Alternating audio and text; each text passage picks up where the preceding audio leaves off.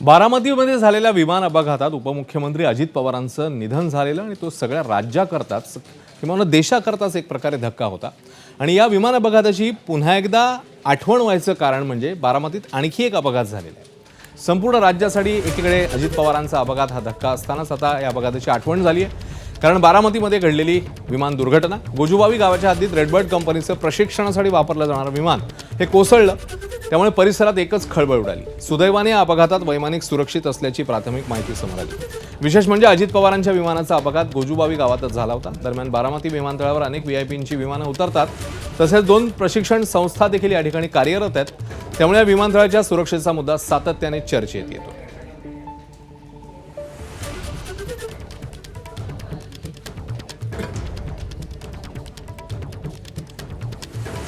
तर बारामतीच्या विमान अपघातासंदर्भात प्रत्यक्षदर्शींचं काय म्हणणं आहे, त्यांनी काय प्रतिक्रिया दिली आहे ते बघू।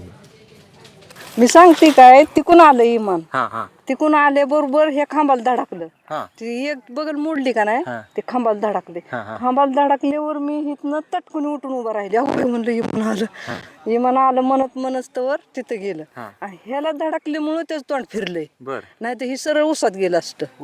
हा, पण ह्याला असं धडकलं का नाही, असं धडकलं की म्हणजे ती वरची तार तुटलेली दिसते ती तुटली त्याच्यामुळं। खाली इमान धडकलं का नाही खांबाला, तर ती तार तुटली, ती बांधलेली असते। आणि या सगळ्या संदर्भात राष्ट्रवादीचे आमदार अनिल पाटील नेमका काय म्हणतात, त्यांनी कोणते मुद्दे मांडलेत तेही पाहूया।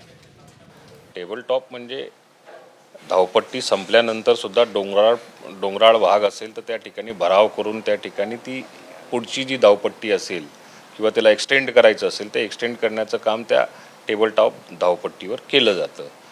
ह्या अशा परिस्थितीमध्ये बऱ्यापैकी पायलटला जजमेंट घ्यावं लागतं, कारण आजूबाजूला डोंगराळ परिसर किंवा उंचवटा उंच खालचा वरचा असा भाग असतो आणि त्या भागामधनं आपल्याला ते जजमेंट घेऊनच आपल्याला धावपट्टीकडे रनवेवरती विमान लँड करावं लागतं।